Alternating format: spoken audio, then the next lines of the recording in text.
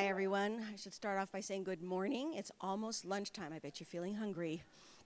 I want to talk a little bit about myself to begin with. I am deaf. I use sign language. And I love being deaf. People say, oh my gosh, you're deaf. I'm like, no, I am proud. I am proud and love myself for being deaf. See the other deaf folks in the audience. There you are. Great. I have this title up here. There was an article that I read maybe 3 or 4 years ago.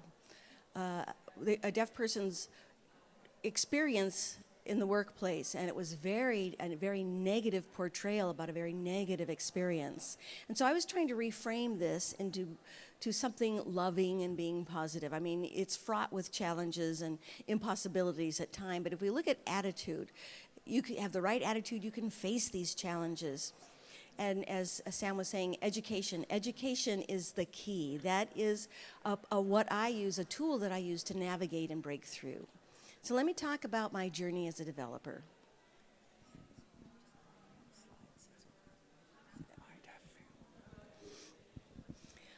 In my family, everyone is deaf. I come from a heritage of people who can hear. And people say, well, how'd you become deaf? I said, well, my mom dropped me when I was a baby. And people say, oh, is that true? And I'm like, no, of course not. The reason why I'm deaf is really unknown. But I married into a family. Tara has deaf people in her family for a minimum of 4 generations. We have 3 children, all 3 of whom are deaf. And people are shocked because I say I'm thrilled to have a deaf family, though I did not come from a deaf family. This is just like any other family. We have to deal with tantrums like my son. This is an everyday occurrence, no different, I'm sure, than any of you out there. He was on BART, and he decided he wasn't happy, and there was just no consoling him. He's now 3 at this juncture. So let me talk a little bit about my journey in engineering and web developing and technology. My competitors, I have to say, there are some people who had breakthroughs and made a name for themselves, and other people have struggled. But they're the small end of the bell-shaped curve. I'm speaking of the deaf people. In the middle, you have the others. On the left side, you see me, full stack developer. Full stack developer. By that, I mean I can do front-end engineering, I could work back-end, I can do the full spectrum. So I'm a full stack developer. I have over 15 years of experience, and I have experience as being a vice president and been in a CTO position. My competition does not have the same kind of qualities or attributes. Instead, they are people who are single front-end developers, that's their only role. People with maybe 4 years experience, they're just getting into the field. They don't have a lot of experience yet, they're just building on their experience, and yet they are my competitors. And there are an awful lot of reasons why this inequality in terms of competition is happening. And that's why I'm going to talk about this generally speaking. This is most people. So let's look at the reality. And this applies to people of other disabilities, people of color, women, all who get involved in technology face the same cohort of competitors. Okay, here's the reality. When friends realize that I am deaf and we have, say, an all-hands meeting or a one-to-one meeting and they need to have an interpreter, they're a bit stymied because they think of the additional cost. That's their perspective of me, a cost.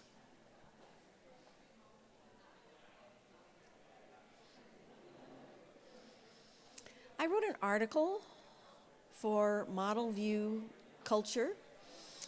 This was 2 or 3 years ago, and since then things have already changed, but in the article I mentioned accommodations, an accommodation budget, because if there's an event such as this or anywhere, you have to remind the hosts because they often don't plan ahead. They think of planning for the event, but they don't think ahead about accommodations. For example, for an interpreter, their answer will be, sorry, we don't have the budget for that.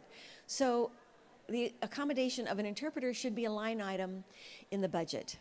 You know, that's why you have Twitter, small business.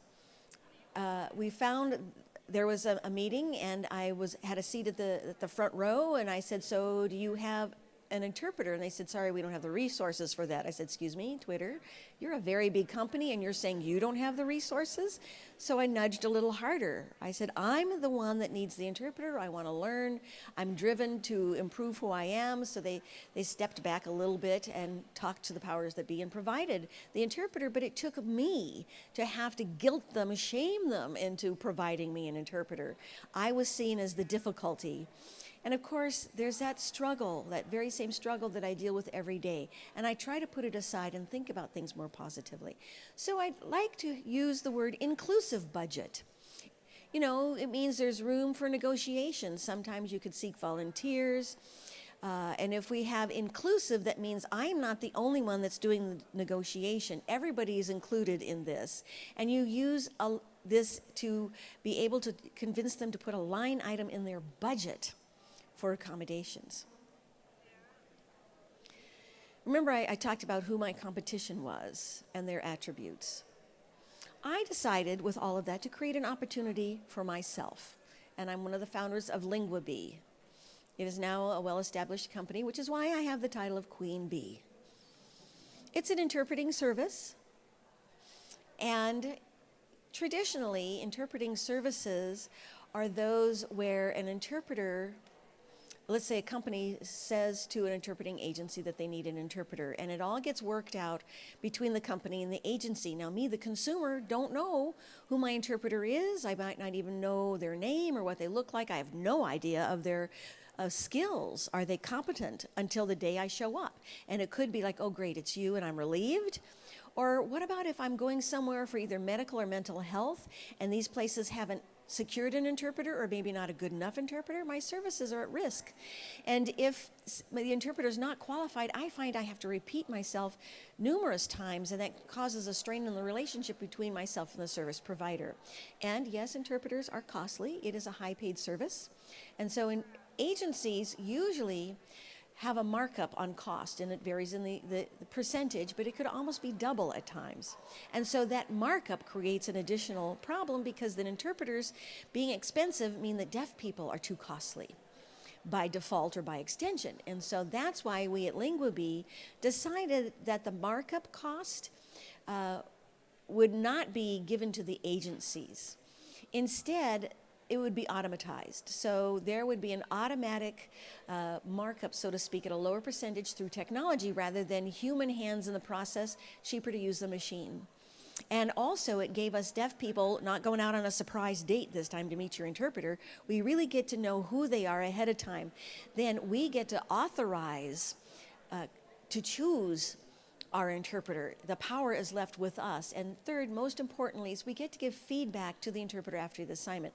Usually, if the interpreter comes from an agency, they leave right after the assignment is done, and we don't always know who they are. We can't always give them feedback. But LinguaBee, you are in the know. I know who's coming. I get to select who I want to come. My empowerment is definitely improved and gained in that situation. So that's the philosophy behind us driving this process forward. So I want to thank you for allowing me to share that with you.